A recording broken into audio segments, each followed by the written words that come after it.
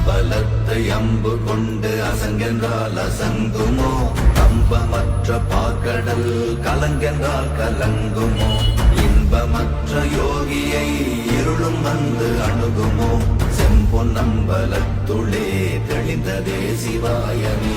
ஓம் நமச்சிவாய, ஓம் நமச்சிவாய. ഓം നമോ ഭഗവതേ വാസുദേവായ. ഓം ശ്രീ ധന്വന്തരിയെ നമ.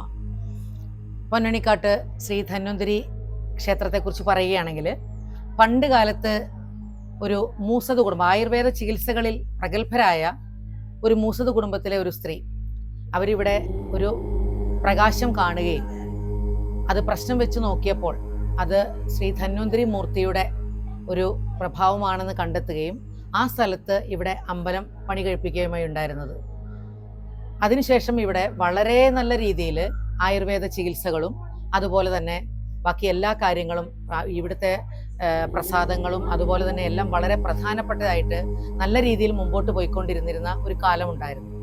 അതിനുശേഷം മലബാറിലെ ക്ഷേത്രങ്ങളെല്ലാം കാലഹരണപ്പെട്ടു പോയ ഒരു കാലമുണ്ടായപ്പോൾ ആ സമയത്ത് നമ്മുടെ ഇവിടുത്തെ വിഗ്രഹത്തിനും കേടുപാട് സംഭവിക്കുകയും അതോടുകൂടി അമ്പലം വളരെ കാലം അടച്ചിടുകയും ഒക്കെ ഉണ്ടായി. ഇത് മൂസത് കുടുംബത്തിൽ നിന്നും പരിചാര കുടുംബങ്ങളിലേക്ക് പിന്നീട് കൈമാറ്റം ചെയ്യപ്പെടുകയും അങ്ങനെ ഞങ്ങളുടെ തറവാടായ പൊന്നണിക്കാട്ട് മഠത്തിലേക്ക് എത്തിച്ചേരുകയുമാണ് ഉണ്ടായത് ഈ അമ്പലം. ഇത് അടച്ചിട്ട കാലങ്ങളിൽ വളരെയധികം ദുരിതം, ഇവിടെ ചുറ്റുവട്ടത്തുണ്ടായിരുന്ന ആൾക്കാർക്കൊക്കെ വളരെയധികം ദുരിതങ്ങൾ ഉണ്ടാവുകയും അങ്ങനെ നമ്മൾ ദേവപ്രശ്നം വെച്ച് നോക്കുമ്പോൾ ഇത് തുറന്ന് പ്രവർത്തിക്കണമെന്ന് കണ്ട് നാട്ടുകാരുടെ വളരെ സഹകരണത്തോടു കൂടി ഇത് വീണ്ടും തുറന്ന് പ്രവർത്തിക്കുകയും പിന്നീട് പുനഃപ്രതിഷ്ഠ നടത്തുകയും ഒക്കെ ഉണ്ടായി. ഇപ്പം വളരെ നല്ല രീതിയിൽ മലപ്പുറം ജില്ലയിൽ തന്നെ വളരെ പ്രസിദ്ധമായി ഈ ധന്വന്തരി മൂർത്തി ക്ഷേത്രം നല്ല രീതിയിൽ നടത്തി പോവുകയാണ്. അതിൻ്റെ സെക്രട്ടറി ആയിട്ട് ശ്രീ ഗോപാലകൃഷ്ണൻ അവർകളാണ്. അതേപോലെ തന്നെ ജോയിന്റ് സെക്രട്ടറി ശ്രീമതി ഭവാനി, അതേപോലെ നമ്മുടെ ട്രഷററായിട്ടുള്ളത് ശ്രീ അമർനാഥാണ്. അപ്പം ഈ ക്ഷേത്രത്തിന് എല്ലാവിധ ആശംസകളും നല്ല രീതിയിൽ ഈ വിജയദശമി ദിനത്തിൽ ആശംസിക്കുകയാണ്.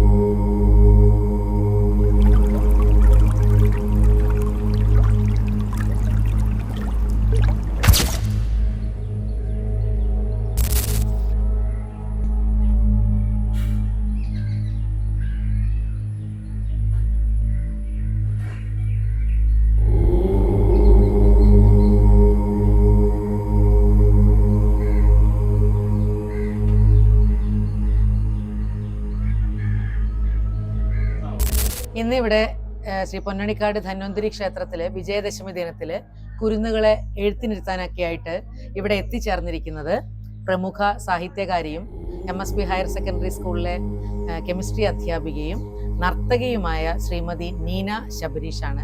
നീന ശബരീഷിനെ ഞാൻ നിങ്ങൾക്ക് വേണ്ടി പരിചയപ്പെടുത്തുകയാണ്. നീന ശബരീഷിനും ഈ അമ്പലവുമായി എന്തൊക്കെയോ പഴയ കഥകൾ പറയാനുണ്ട്. ഹരേ കൃഷ്ണ. ഓം ശ്രീ മൂകാംബികായേ നമഃ. ഞാൻ ഇന്നിവിടെ എത്തിച്ചേർന്നത് ഭഗവത് നിയോഗം കൊണ്ടാണ്. കാരണം ഇത് തീരുമാനിച്ചിട്ടുള്ളത്, ഈ തിരക്കഥ എഴുതിയിട്ടുള്ളത് ശ്രീ ഗുരുവായൂരപ്പനാണ്. കാരണം ഈ ധന്വന്തരി മൂർത്തിക്ക് എന്നെ അറിയാം, ജന്മജന്മാന്തരങ്ങളായിട്ട് അറിയാം. കാരണം പണ്ട് കാലത്ത് ആ മൂസത് കുടുംബം ഇവിടെ ഈ ക്ഷേത്രം ഏറ്റെടുത്ത് നടത്തിയിരുന്ന കാലഘട്ടത്തിൽ ആയിരിക്കണം എന്ന് തോന്നുന്നു. മുത്തശ്ശി പറഞ്ഞ കഥകളിൽ ഞാൻ കേട്ടിട്ടുള്ളത്, ഈ ക്ഷേത്രത്തിന്റെ പരിസര പ്രദേശത്ത് ഈ അമ്പലവുമായി ബന്ധപ്പെട്ടിട്ടുള്ള പ്രവർത്തനങ്ങൾക്കായിട്ട് കൊണ്ടുവന്ന് താമസിപ്പിച്ച കുറേ കുടുംബങ്ങളിൽ ഒന്നിൽ എൻ്റെ കുടുംബവും ഉണ്ടായിരുന്നു. അമ്മമ്മയുടെ അമ്മമ്മയൊക്കെ ആയിട്ട് ഞങ്ങളുടെ ഒരു തറവാട് കൂടി ഇവിടെ ഉണ്ടായിരുന്നു അത്രേ. അതിനുശേഷം പിന്നീട് ലഹളക്കാലത്ത് ഇവിടെ നിന്ന് എല്ലാവരും പലായനം ചെയ്യപ്പെട്ടപ്പോൾ അതിന്റെ കൂട്ടത്തില് മറ്റൊരു സ്ഥലത്തേക്ക് മാറി താമസിച്ചവരാണ് ഞങ്ങളുടെ കുടുംബം എന്ന് പറയുന്നു. അമ്മമ്മയുടെ കഥകളിൽ എന്നും വളരെ കൗതുകത്തോടു കൂടി ഞാൻ കേട്ടിരിക്കാറുള്ള ധന്വന്തരി മൂർത്തി ക്ഷേത്രം ഉണ്ടായിരുന്നു. അന്ന് എനിക്കറിയില്ല ഈ ക്ഷേത്രം എവിടെയാണ്, പൊടിയാട്ടാണെന്ന് മാത്രം അറിയാം. പക്ഷെ ഈ ക്ഷേത്രത്തിൽ ഒരിക്കലെങ്കിലും വന്ന് തൊഴണം എന്നുള്ളത് ചെറിയ കാലഘട്ടത്തിൽ തന്നെ, കുട്ടിക്കാലത്ത് അമ്മമ്മ വളർത്തിയ കുട്ടിയാണ് ഞാൻ. അച്ഛനും അമ്മയൊക്കെ ജോലിക്ക് പോകുമ്പോൾ അമ്മമ്മയുടെ കൂടെ ഉണ്ടാവുക. അപ്പോൾ അമ്മമ്മ പറഞ്ഞു തന്നിട്ടുള്ള കഥകളിലൊക്കെ ഒരു ധന്വന്തരി മൂർത്തി ഉണ്ട്. അപ്പോൾ ആ ധന്വന്തരി മൂർത്തി ക്ഷേത്രത്തിലേക്ക് വരണം എന്നുള്ളത് ഒരുപാട് ആഗ്രഹിച്ചിട്ടുണ്ടായിരുന്നു. അപ്പൊ അമ്മമ്മയോട് ചോദിക്കും, എങ്ങനെയാണ് അമ്മമ്മ അങ്ങോട്ട് എത്തുക, എവിടെയാണ് അതുള്ളത്, ഇനി ഒന്ന് പോയി കാണാൻ പറ്റുമോ? അപ്പൊ അമ്മമ്മ പറയാം, അതിപ്പോ ഉണ്ടോന്നൊന്നും അറിയില്ല, പണ്ട് കാലത്ത് ഉണ്ടായിരുന്ന ക്ഷേത്രമാണ്, ഇപ്പൊ അവിടെ ഉണ്ടോന്നൊന്നും അറിയില്ല എന്ന് പറഞ്ഞു. അങ്ങനെ കുറെ വർഷങ്ങൾക്ക് മുമ്പ് ഞാനൊരു BEd ഒക്കെ കഴിഞ്ഞ് ഇറങ്ങിയ കാലഘട്ടത്തില് ഞാൻ ഈ ക്ഷേത്രത്തിൽ വന്നിട്ടുണ്ട്. പക്ഷെ അന്ന് ആകെ ഇടിഞ്ഞു പൊളിഞ്ഞ് ഇവിടെ ഒരു ക്ഷേത്രമുണ്ട് എന്ന് മാത്രം അടയാളപ്പെടുത്തുന്ന ഒരു ചെറിയ അമ്പലമായിട്ട് ഇവിടെ കാണുകയും ഞാനിവിടെ വരികയും ചെയ്തിട്ടുണ്ട്.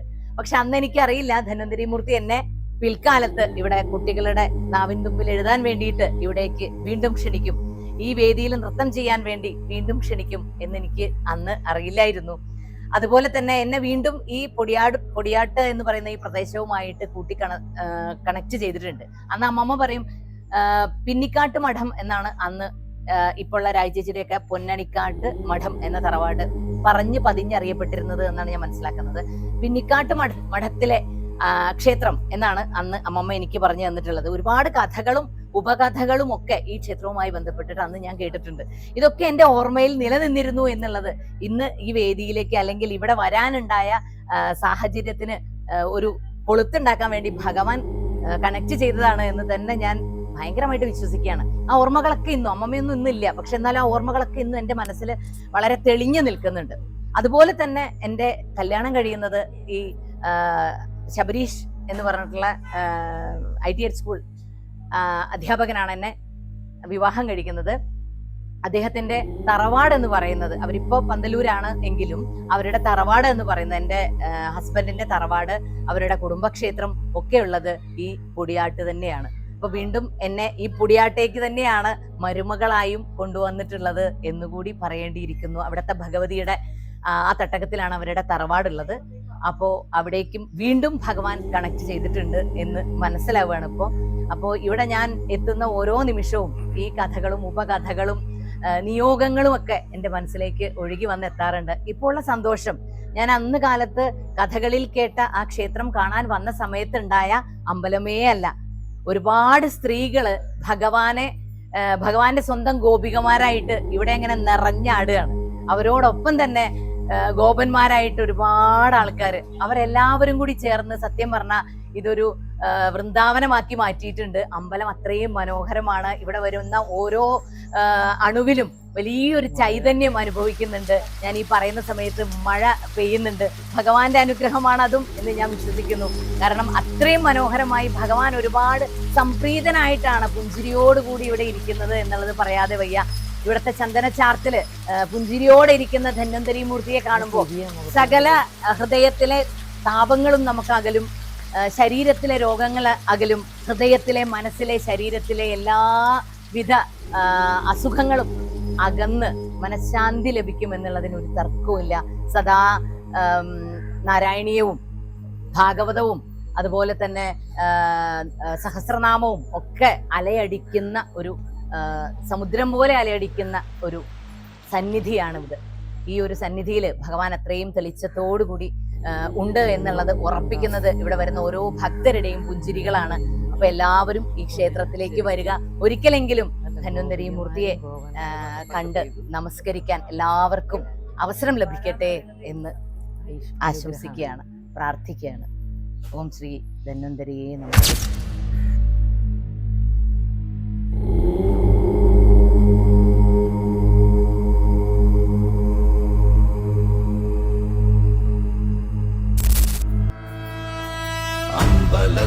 அம்பு கொண்டு அசங்கென்றால் அசங்குமோ, கம்பமற்ற பாக்கடல் கலங்கென்றால் கலங்குமோ, இன்பமற்ற யோகியை இருளும் வந்து அணுகுமோ, செம்பொன்னம்பலத்துளே தெளிந்ததே சிவாயமே.